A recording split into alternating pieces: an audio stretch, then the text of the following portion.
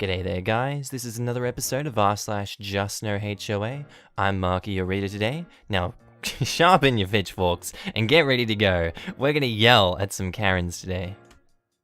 That vehicle is not here for the purpose of repair. So I used to live in an HOA neighborhood, deep in the woods, way outside of town. The HOA frustrated me right when I moved in when they told me I had to pay $15 replacement fee for a new pool key because the previous owner did not leave their key. They told me, "We aren't in the business of tracking down old keys, so you have to pay for a replacement. Welcome to the neighborhood." Anyway, one day I had a very tall post oak tree that was diseased and was rotting from the inside out. It was feet from my driveway and likely would have fallen and crushed my car in the next big storm. One storm washed out a road. We got crazy storms in the woods. I knew that the landscape committee had to approve trees being removed, which is no longer the case in Texas, but I didn't want to bother with the paperwork, and even if they said no, that tree was coming down. On my acre property, I had maybe 60 trees. So I hired a guy on the HOA list of tree trimmers to come cut it down, and I slowly burned it off in the backyard fire pit. A month or so later, I was given a 26-foot RV trailer that was in a state of disrepair. Look, I got that one correct. I know I got the 8-inch fence wrong last episode. Stop yelling at me. I just wanted the frame, so I rented a roll-off dumpster, and over the course of about 3 days, I removed everything on the RV down to the frame and had it hauled away. The plan was to deck the frame and have a really cheap, lightweight utility trailer. It was a mess, but I checked with anyone that was in sight of the project, and they all thought that it was really cool and offered to help. The debris was gone in 3 days, and it was just a basic trailer in the driveway. Here is where the HOA comes in. I had a knock on the door, and the HOA board member was there to fuss at me for the felling of the tree. He showed me the rules and said that in the future, I needed to get all the landscape changes approved so that I didn't have to ask for forgiveness instead of permission. I informed him I wasn't asking for forgiveness. He didn't really know what to say, so he moved on to the RV trailer frame and told me I wasn't allowed to do that in my driveway. I asked him which rule I was breaking. He pulled out a copy of the rules to show me a rule that said something along the lines of, "It is against the rules of the HOA to keep vehicles on property for the purposes of repair." Calmly told him it isn't there for the purpose of the repair. It is here for the purpose of dismantlement. I won't be repairing this thing. It's a goner. He rattled off something about that it is not in the spirit of the rules. I'm not quite sure what he said because I was laughing at myself. He left, and I never heard from the HOA for the rest of the time that I lived there. When I moved, I gave my pool key to some folks in another neighborhood. It isn't my job to track down keys. Yeah, you're right. It's not your job. The rules are there. They're strict rules. HOA has terrible rules a lot of the time, and it is definitely not his job to track down keys. Why are they charging him that? What do you guys think? Anyway, I'm going to move on to some of the comments down below. I've found a few that are very interesting. Mackenshaw says, "You missed a money-making opportunity here. You could have made copies of the pool key and sold them for a cheaper price in the HOA. Or asked a neighbor to make a copy of their key for a lot less than $15. It used to be you could get basic keys for $1. Now they're more like $2 at Wally World. We need regulation on HOAs. Home inspectors and real estate agents in my opinion. HOAs can act like a South American dictatorship, minus all the fancy gold braided medals. Home inspectors can miss so much but be financially responsible for nothing that they miss. A real estate agent license is a lot easier to get than a beautician license. I didn't even know that. The difference is that you get a bad haircut, you wear a cap for 3 weeks. You get a bad real estate deal, you're stuck in a mortgage for 30 years. That is very true. Next comment, Chewbacca's stylist. Hey, they might need a beautician's license. In the HOA I live in, you're supposed to get approval to cut down a tree. There's valid reasons like it is diseased, dead, causing damage to property, etc. But for the most part, I think it is a good rule for 2 reasons. I live in an older suburb close to downtown, and we have a lot of trees which make it one of the more wooded neighborhoods. as opposed to the urban sprawl, where the developers just clear-cut all the trees down and cram in as many McNew builds with little stick trees in the front. Love me a McMansion. Another reason is that there are unscrupulous tree removal guys who are not certified arborists, who drive around and knock on people's doors trying to convince the owners that one of their trees is diseased, when it is not, and needs to be cut down, and they will chop down a 50-year-old oak just to make $1,000, and they don't care. And that's not coming back. And in the city I live in, the more established, wooded neighborhoods tend to have higher property values. Jeez, have you guys ever had someone come around try to chop a tree down like that? I'd be a bit scared. And the last one is by the Sheebs, and OP has replied to it. 1. You should have your realtor ask the previous owner for the key. If they lost it, then politely ask if they would cover the $15. Live and learn. 2. For the tree, it was probably a 1 or 2 page form that you would have filled out and submitted. Sometimes it's better to play the game than try to go around it. Very true. 3. Spirit of the rules. What bullcrap. I would have just laughed at him until he left for saying that. And 4. By giving your key to the pool away, you just made the next person who lives there pay $15 for a key. Way to pass it on. And OP says, rules changed. New members got a key upon registering with the HOA. The tree thing was pictures, written explanation of why you needed to remove the tree, and all sorts of paperwork. Yes, I didn't do it and play by a pretty fair rule in the grand scheme of things, but it is what it is. Fair? Fair. Okay. Good on you, OP. Our next story was posted by user JohnGabana08, titled, HOA Removed My Chimney. Townhouse looks weird now. I have a townhome-style end-unit condo that I bought in Charlotte, NC, which is North Carolina, in 2018. It turns out that the chimney was leaning, and instead of fixing it, the HOA removed it after promising to replace it with a gas fireplace/vent at no cost to me. After they removed it, they reneged and said I had to pay for the gas installation and gas logs. Now I'm stuck with no chimney and a non-functioning fireplace. The townhouse from behind just looks weird now. You can see it from the front, but on the back of every unit are these large decorative stucco chimneys, roughly 15 feet high from the roof, and now my unit is the only one in the neighborhood without one. A wood-burning fireplace was one of the main reasons I bought the unit, and that's a really hard feature to find nowadays. I'll agree, all the ones in Ireland have just been closed up, they don't even do it here. You'd think that was a main feature of the place. I guess what I'm wondering is it worth to install a gas fireplace for $2 to $3 grand, or should I just remove it altogether? I don't really care either way, but I'm worried about my property value. From behind, it just looks a little ridiculous that I'm the only unit without a chimney. I feel really screwed by my HOA. This happened months ago, and I keep dwelling on it.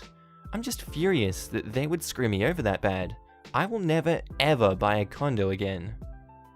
God, can you imagine buying a condo on timeshare as well? I loved the South Park episode of that. Like, in this case, the guy owns the unit and he can, he can renovate and put a chimney on it. But imagine if you bought it in timeshare. They bring you into those meetings and they're like, here, have some free food. Come around the table. We'll discuss this. You can't even fix the chimney on that. So I mean, it could be a lot worse than it is. But what do you guys think? Would you put the chimney back on this house? I'm going to go look at some of the comments right now. We'll see what they think. You probably want to engage a lawyer at this point, and OP says, I've tried calling at least 10 different real estate attorneys, and they're only interested in representing HOAs, not filling lawsuits against them. Folks commenting below are correct. You want to find a litigator who has some experiences in real estate or HOA matters. They say get a real attorney. I was closing on a house with an out-of-control seller. They breached contract. I ordered my lawyer to kill the deal. The seller's lawyer couldn't control his client. The seller tried holding down my payment even though it was he who broke contract. My real estate lawyer was useless, got another lawyer, one phone call, one day, and $250 in time charged later, all my money was back. Some folks specialize in closing on houses and making sure contracts are ironclad. Others twist people's arms when they don't adhere to them. I ran into this one once when I needed a real estate attorney. All they want to do is collect money from closings and represent HOAs. I ended up using a civil attorney. That's another way out. Real estate lawyers deal in paper, contracts, and like their daily routine, not the right personality. Litigators like the fight, not so many real estate litigators around. Next comment by Tech Lacosis says, that comment makes me hate HOAs more than I did after seeing an HOA rent out a homeowner's personal property. What? Here's a YouTube link to the news story. If you don't want a video, here's a phrase that'll get you to get any news site you trust or like more. Bridgewater Homeowners Association rents home that it doesn't own. You guys can go look that up if you want. I was baffled when I saw that. Lost in Life 34. Did the chimney come with the home? HOAs usually have a strict rule about keeping the home looking as it did originally built. Removing a chimney would be altering it. And they said yes, it did. So the next reply is, do what everyone else is telling you. Find a non-real estate attorney or contact your local bar association and they'll be able to point you at one. And our last comment is by Muswak. And they said, I'm in Charlotte as well and am in the industry. Everyone is correct. You need to get a lawyer ASAP. Don't look for an HOA lawyer since they tend to side with them, but a business one. There should be a provision in your CCRs that the HOA is responsible for maintaining and replacing the exterior aspect of the unit or the same or better standard as the initial build/installation. The HOA most likely didn't get a quote for the replacement until after the chimney is down, which is just a bad idea. You guys have a management company? And they say, it's actually a very long story. They did rebuild the chimney initially, but the county inspector came in and turned it down. So the contractor's engineer screwed up when they were redesigning it. The county inspector told them they'd have to move the flue, but the exact details they would never send me in writing. All they told me was that it couldn't be repaired or replaced while staying up to code. Therefore, they weren't going to fix it, but their attorney says, well, if you want to pay to replace it, you can. It's ridiculous. And yeah, we have a management company. Jesus, I don't know what to think of this case. This is a mess. And our next story was posted by user House of Polaroids, titled, HOA are seemingly harassing my parents. I don't know what to do. It started with the really small letters about small things that were off in the front yard. Garbage can is out too long, fine for having bricks on the porch, stupid petty things like that. We have an old car that still works, new brakes, tires, etc. that we have in the front of the house on the street. The first letter from them stated that we needed to get rid of it. Even after we told them, they kept sending more and finally shut their mouths after we got a full inspection done on it and sent it over to them. Just recently, we had to leave for a family emergency, and when we got back, there was this sticker on the car, a notice saying that the car would be towed at our expense, yada yada, and it had an officer badge number on it which suggests the police were called. But it looks fake. WTF? Is there anything I can do? I'm buying cameras for them, but I notice a guy in a white truck that always drives around taking pictures. I'm in Texas, thanks. Why are all these in Texas, guys? Is there some crazy HOAs going on in Texas? So Ekiflump says, just a thought and all, but having read a number of these HOA threads, one question always seems begging to my little British brain. Why don't people fight fire with fire and go around picking up the HOA directors on their transgressions, like every single one as they do unto others? Read their rules and note every breach. They want to play about, then they're not legally required to act, and if they fail to do so, can be removed and disbanded by court, right? Seems too simple a solution to me. I'm sure someone else will educate me. And then the reply to this says, mostly, members of the HOA don't have the same rights as their agents of the HOA. For instance, anyone designated an agent of the HOA, likely, not always but usually, by the terms of the CC&R, has the right to come onto the publicly accessible parts of the property at any time to inspect for potential violations. It's a pretty common thing inserted into the contracts. The board members are sometimes agents themselves, while in other circumstances there's a management company, and only management company representatives are considered agents. That said, if you don't have legally agreed upon rights to be on a person's property, you can be fined or possibly arrested for trespassing. Also, members usually can only submit complaints, but complaints don't automatically result in notifications and fines.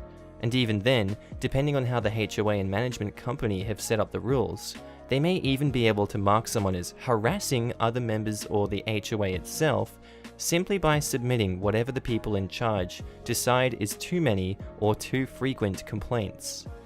HOAs are kind of legal fiefdom or fiefdom, and depending on how the HOAs, CCRs were written, and the legal statutes and local ordinances are written, they and those acting on the HOA's behalf wield an enormous amount of power that can result in legal consequences for those they target, including eviction from your own home that you purchased.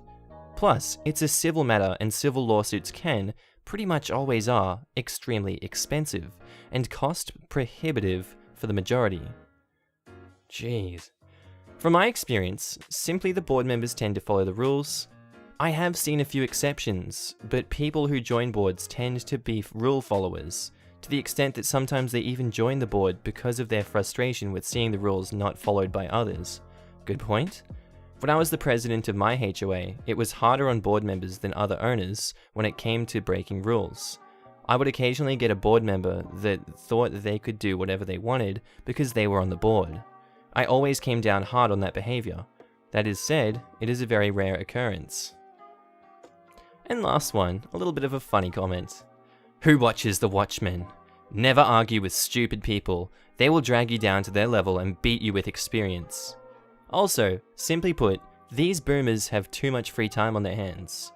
Now, what surprises me is that the victims of this kind of harassment don't organize their neighbors against the HOA and radically restructure it. Yeah, that was a suggestion in the last video. I don't know why it doesn't happen. You tell me. And our next post was written by user Casprosian, titled, "What actions can you suggest? HOA board suspended elections. Maybe fraud plus kickbacks going on." And they say, "Looks like I've gotten myself involved in another one of those HOA horror stories. There is some suspicion the HOA president of the board of directors is doing kickbacks, unnecessary expenses. The latest crazy thing was his proposal to raise $800,000 loan for renovations and raised HOA fees by 10 to 15% to help pay the loan. Well, some people are wondering, what if he takes the $800,000 and runs away? Or more corruption? Anyway, here are the two details I could act on. Can anybody suggest something? 1. Looks like he does not have direct ownership of his apartment. Rather, his LLC owns it. Can you remove a director for not owning his apartment? And 2. Due to general anger amongst units, they were going to hold an election for the open seats.